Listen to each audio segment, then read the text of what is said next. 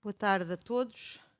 Ah, Devo cumprimentar o senhor Presidente da Câmara e outros membros do Executivo da Câmara Municipal de Vila Franca de Xira, o senhor Diretor do Museu do Neorrealismo, demais entidades presentes, os amigos que estão presentes e aqueles que não conhecendo, tenho muito prazer em cumprimentar, não esquecendo, estava a ver ali o friso ali atrás, daquelas pessoas que tornaram possível esta exposição, a contar evidentemente com o Dr. David Santos, da equipa excepcional do Museu do Neorrealismo, tão competente e tão paciente, que tornou possível que esta exposição estivesse pronta a tempo e com a qualidade. É preciso também eu falar e agradecer ao trabalho da designer da exposição.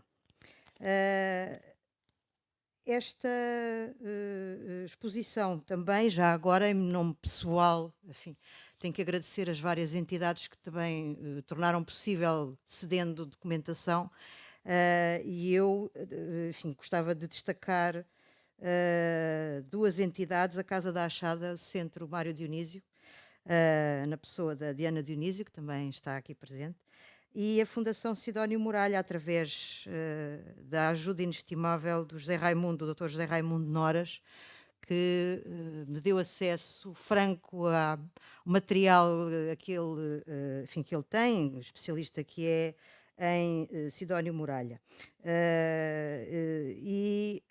Tenho que fazer já agora, enfim, três agradecimentos à Luísa Duarte Santos, que também me ajudou nesta busca, e mais duas pessoas: ao Francesco Carrer, estagiário no Centro de Estudos Comparatistas da Faculdade de Letras de Lisboa, que me ajudou muito nesta investigação, e à minha amiga Violante Magalhães, que também me ajudou nesta. Eu destaquei estas duas, mas aqui o Dr. David Santos está-me a lembrar, e é evidente, tem que falar da Fundação Mário Soares e da Efêmera também, que também lá tem um bocadinho, menos, mas também tem.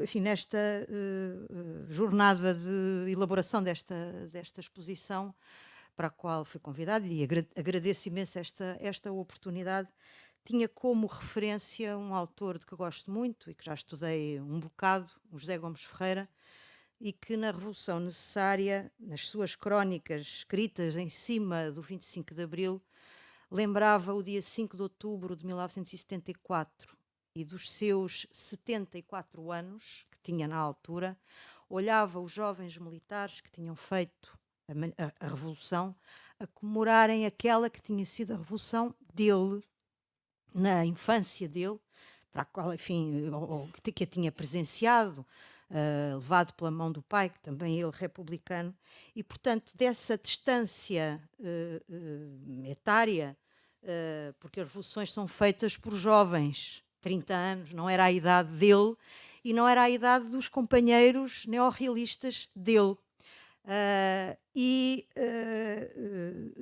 Essa jornada de quem levou anos a fazer para que aquele dia fosse possível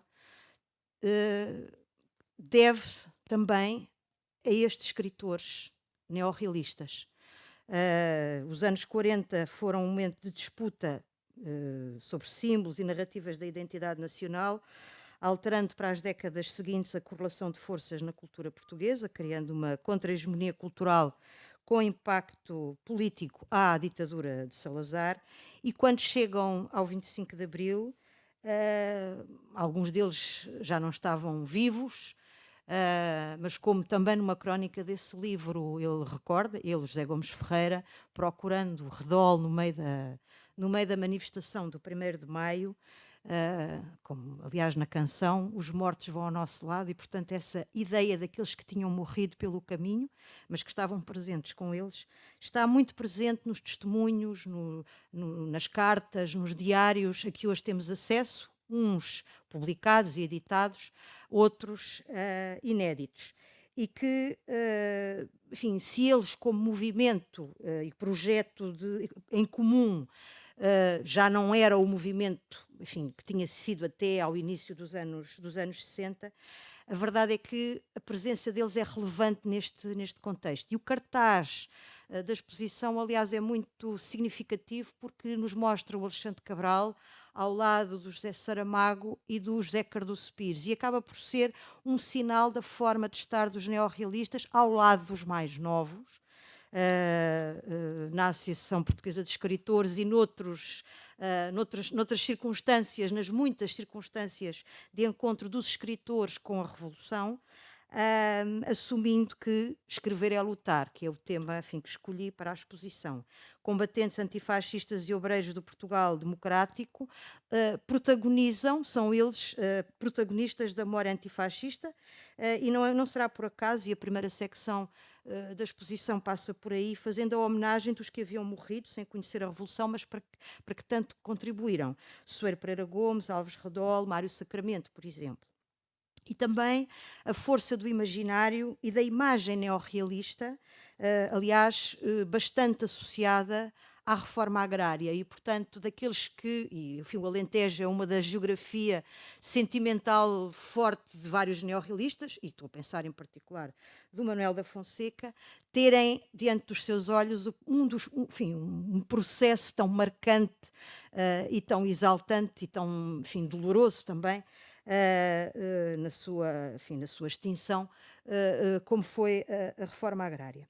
E depois, numa segunda zona, de como eles foram testemunhas e participantes da Revolução, como grande processo de participação coletiva e fenómeno social de massas, da palavra que está na rua e que satura, enfim, uma discussão política no espaço público, aliás, até bloqueando a criação artística e literária. O Mário Dionísio fala disso, o Alexandre Cabral fala disso. Num momento de otimismo, de confiança, de construir algo, como diz o historiador Manuel Loff, da percepção coletiva da oportunidade que as revoluções são e que o 25 de Abril foi, como grande revolução portuguesa na sua matriz. A efervescência da palavra no espaço público, altamente politizado, do qual eles próprios participam, e alguns até exercendo cargos neste contexto, enfim, e está a documentação exposta que o mostra, dois casos mais evidentes, o Antunes da Silva e, mais ainda, o Mário Dionísio. E depois, uma terceira secção, o lugar do neorrealismo como movimento naquele contexto da avaliação, que aliás os próprios neorrealistas tinham começado a fazer essa avaliação desde os anos 50, Fernando Namora, o Alves Redol, o Mário Sacramento, haviam-no feito já, mas que naquele contexto tem bibliografia, ensaio de reflexão acerca do que é o neorrealismo e o próprio testemunho deles, que são convocados para entrevistas, e é impressionante. Aliás, o José Gomes Ferreira, volto a ele outra vez, é um porta-voz privilegiado disto, embora eles próprios também nos testemunhos que existem o digam, da saturação de entrevistas, eles que tinham sido tão silenciados até ao 25 de Abril, de repente têm uma exposição mediática impressionante, inclusive na televisão, e a entrada reforçada no cânone escolar.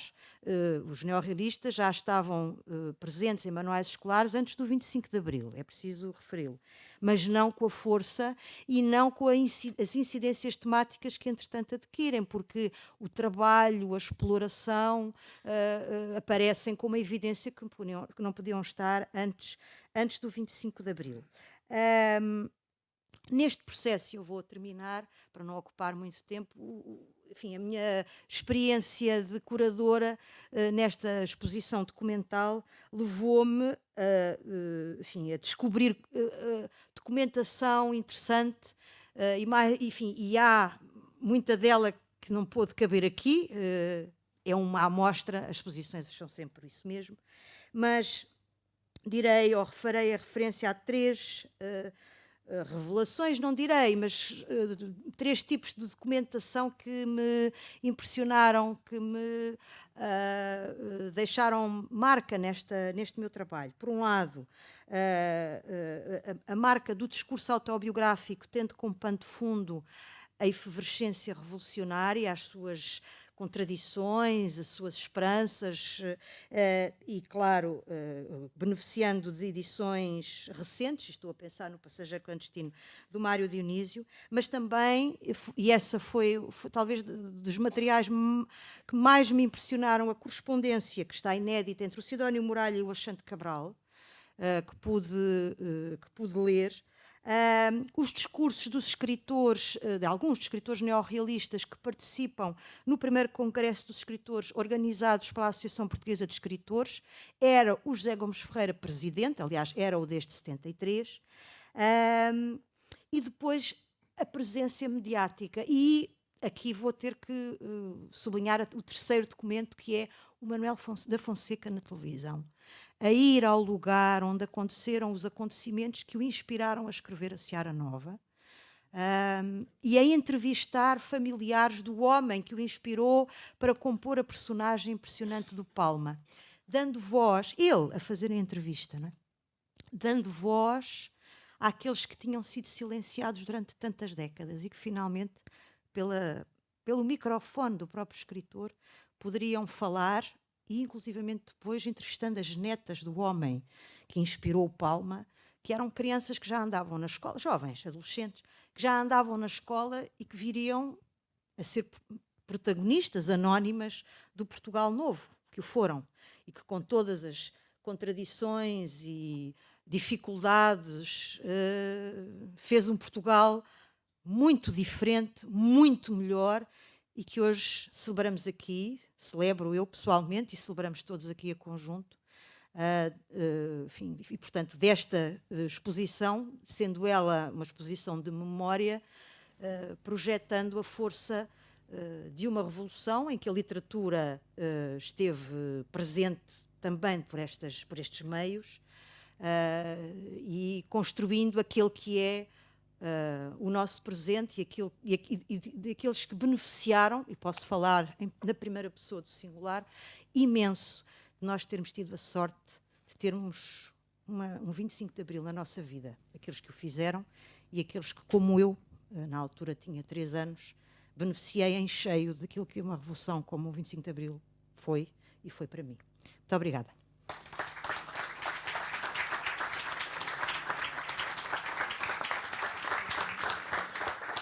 Muito boa tarde a todas e a todos, Senhora Vice-Presidente, Senhores Vereadores, Senhor Diretor, Senhor Presidente da Junta, Engenheiro António Redol, não estou a vê-lo, mas ele estava aí, está ali, caras e caros amigos, Fátima Faria Roque, também, de certo modo, nossa cúmplice nestas coisas da cultura e do neorrealismo também muito, muito em particular. Eu, esta sessão é de facto um bocadinho diferente do que é habitual, portanto já intervimos alguma coisa da exposição lá fora e depois devemos de voltar lá mais atentamente, mas há na varanda por cima do átrio algumas frases e há lá duas, uma delas creio eu que do 1º de Maio a seguir ao 25 de Abril, em que quem a disse dizia estava ali e parece que estava a sentir o Redol, andava à procura dele, não o via, mas ele está aqui. E isto reporta-nos um pouco para esta ideia. E depois ao lado está uma outra também muito interessante, que é o que nós estamos aqui a gritar ainda são as frases do neorrealismo.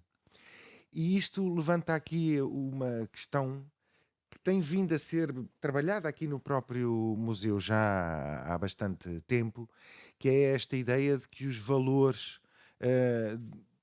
do neorrealismo, os valores do humanismo, precederam o que foi de facto a Revolução aqui, o 25 de Abril, e que se mantêm. E este museu tem feito no fundo, esta passagem entre o que foi e o que ainda é e o que ainda pode ser o contexto intelectual de um neorrealismo com todas as diferenças que existem. Mas recordo-me, quanto ao anterior diretor, quando se lançou aqui a ideia da geografia do neorrealismo e dos cruzamentos que existem entre o neorrealismo português e os restantes neorrealismos, até do outro lado do Atlântico, em que muitas vezes, com as dificuldades de comunicação que existiam na altura, e enfim, estávamos a comentar Os nossos filhos hoje nem lhes passa pela cabeça que era mesmo preciso escrever uma carta se a gente quisesse contactar com alguém do outro lado do Atlântico. E, portanto, com essas dificuldades todas, apesar de tudo, havia intelectos que, por razões, umas explicáveis, outras eventualmente não tão evidentes, estavam muito próximos e acabavam por produzir obras que hoje, bem estudadas, se entrecruzam entre si.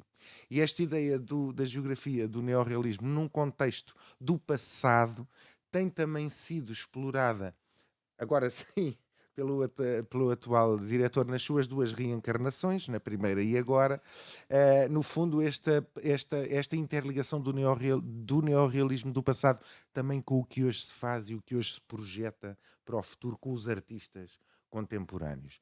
E isso prova que o Museu do Neorrealismo e o Neorrealismo têm muita coisa ainda para ser estudada e muita coisa para oferecer a quem se queira dedicar a estas reflexões que eu acho que são grande cultura, e é preciso, e é nisso que a Câmara Municipal também tem trabalhado.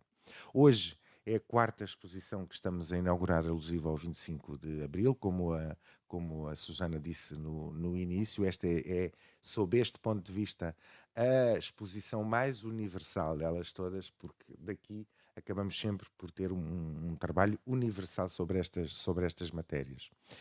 E realçava outra coisa, depois de ouvir a curadora, que aproveito para saudar e agradecer, porque também já se percebeu que não foi só um trabalho científico que fez, a forma como estava emocionada aqui, percebe-se que há aqui muita emoção também colocada no trabalho que fez e a gente só pode agradecer. Estamos nos 50 anos do 25 de Abril, é aquela... Quer dizer, já passou um tempo que permite determinados olhares, mas também ainda não passou o tempo todo que nos permite olhar completamente com uma objetividade total para o que foi e para os tempos que se lhe seguiram. Mas, e curiosamente, mesmo o Executivo Municipal, eu não digo todo, mas quase todo, é já fruto da Revolução do 25 de Abril, porque, enfim, eu tenho 50 anos, nasci um bocadinho antes do 25 de Abril, mas já há muitos vereadores que já são pós-25 de Abril, sempre viveram já neste contexto de liberdade, e é particularmente importante porque vai ser cada vez mais assim. E, portanto, neste contexto de recuperação, de pensamento, de aprofundamento também da importância desta data, mesmo num contexto como hoje estamos a viver, que há de ser um contexto que se há de continuar a viver mais ou menos ciclicamente ao longo do tempo, não deixa de ser relevante e importante que em Vila Franca, apesar de já sermos todos pós-25 de Abril, de certo modo, continuamos nós, o movimento associativo, as juntas de freguesia, a dar importância, muitíssima importância a esta data, e para além do trabalho, digamos, mais científico dos nossos museus, que todos eles aderiram a este repto do Executivo Municipal, as juntas de freguesia, o movimento associativo, por aí fora, são mais de 130 atividades em torno dos 50 anos de 25 de Abril, feitas pelas pessoas, pela população, porque o 25 de Abril também funcionou porque o povo aderiu e levou isto para a frente. E, portanto, eu espero que a gente continue todos a levar isto para a frente. Agradeço imenso à curadora e ao nosso diretor e à equipa da Câmara Municipal, que é sempre um orgulho para todos nós. Muito obrigado.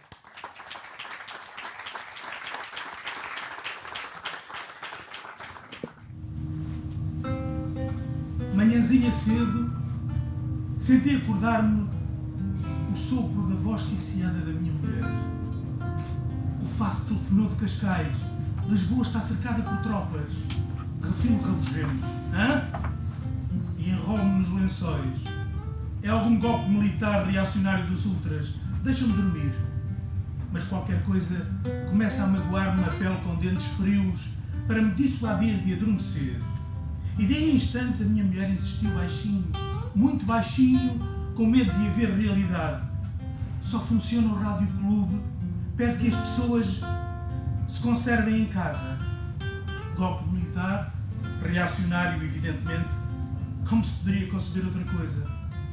Levanto-me preparado para o pesadelo de ouvir tombar a última pedra sobre um cadáver. Espreito através da janela, pouca gente na rua, apressada, tento sintonizar a estação da emissora nacional, nem o som. Em compensação, o telefone vinga-se desesperadamente. Um povo de pânico desdobra-se pelos fios. A campainha toca, cada vez mais forte. Agora é o Carlos de Oliveira. Está lá? Está lá? É você, Carlos. O que se passa? Responde-me com uma pergunta qualquer do avesso. Às 8 da manhã, o Rádio Clube emite um comunicado ainda pouco claro. Aqui, posto de comando das Forças Armadas. Não queremos derramar a mínima gota de sangue. De novo, o silêncio opressivo, de bocejo, inútil, ao olhar para o aparelho. Custa-me compreender que se trata de uma revolução. Falta-lhe o ruído. Onde acontecerá o espetáculo, o drama, o grito? Que chatice. A Rosália chama-me nervosa. Outro comunicado na rádio, vem depressa. Corro e ouço. Aqui, o movimento das Forças Armadas que resolveu libertar a nação das forças que há muito a dominam. Viva Portugal! Também pede à polícia que não resista.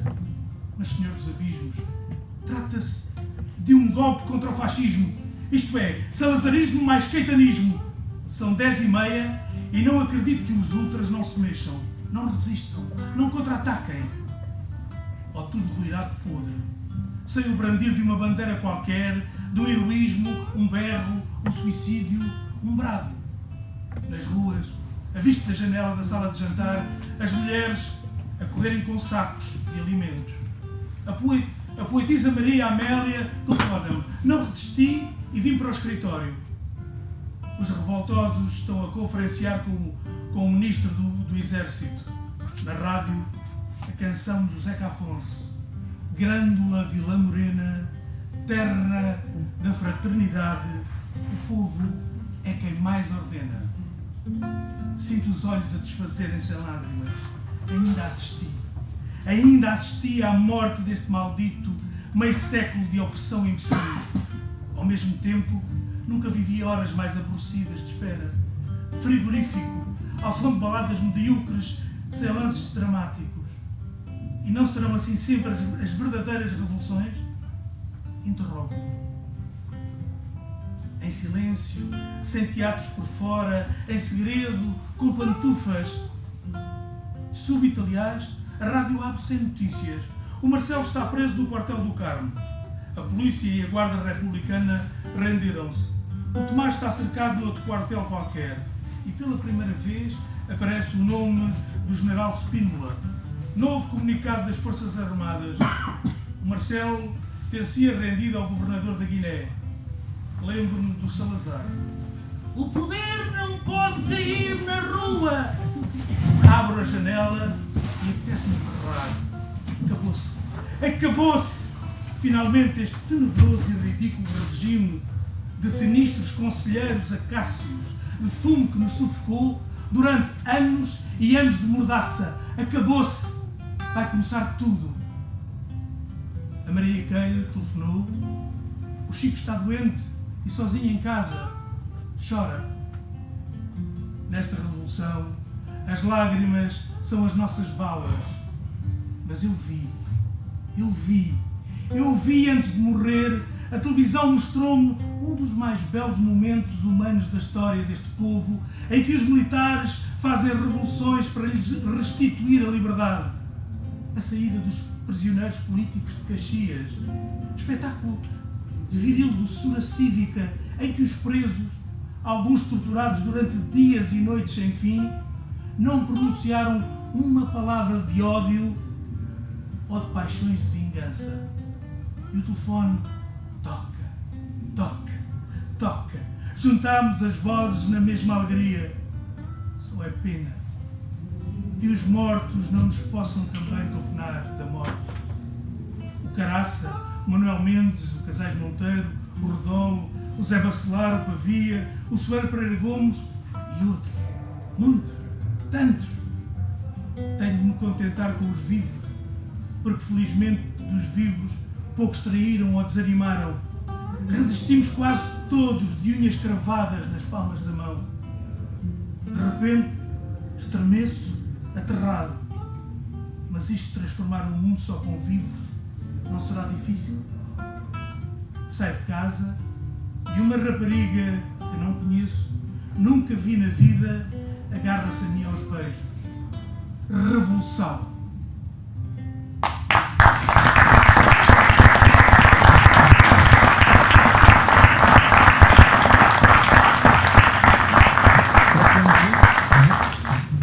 Seguimos com mais um pequeno poema de Carlos de Oliveira, Vilâncio Castelhano de Gil Vicente. Por mais que nos doa a vida, nunca se perca a esperança. A falta de confiança só da morte é conhecida. Se a lágrimas for cumprida, a sorte, sentindo-a bem, vereis que todo o mal vem achar remédio na vida. E pois que outro preço tem, depois do mal, a bonança. Nunca se perca a esperança, enquanto a morte não vem.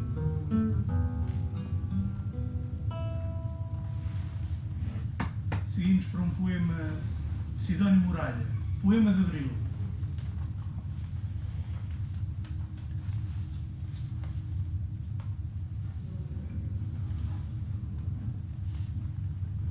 A farda dos homens voltou a ser pele, porque a vocação de tudo o que é vivo é voltar às fontes. Foi este o prodígio do povo ultrajado, do povo banido, que trouxe das trevas pedaços de sol. Foi este o prodígio de um dia de abril que fez das mordaças bandeiras ao alto, arrancou as grades, libertou os pulsos e mostrou aos presos que, graças a eles, a farda dos homens voltou a ser pele. Ficou a herança de erros e buracos nas árduas ladeiras, a subirem subidas com os pés descalços. Mas no sofrimento, a farda dos homens voltou a ser pele, e das baionetas irromperam flores. Minha pátria linda, de cabelos soltos correndo ao vento, sinto o arrepio de areia e de mar ao ver-te feliz. Com as mãos vazias vamos trabalhar. A farda dos homens voltou a ser pele. E para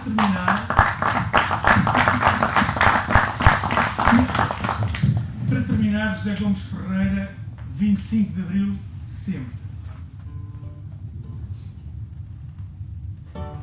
Aqui te chamo, aqui te alerto, meu querido Abril, aqui te venero, aqui te recordo. Não me submeto a ti, pois a obra não terminou. Estaremos sempre em construção, meu querido Abril. São muitos os enganos que te atribuem e muitos os falsos profetas que te celebram. São muitas as promessas a realizar, tal como as raízes que te encravam.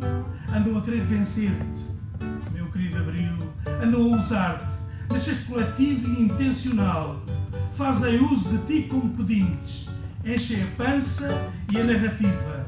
Atacam-te por não distinguires dependências. Meu querido Abril, não estou só nestas defesas. Estou do lado da liberdade e da esperança. Não te deixes vencer pela propaganda e soberba.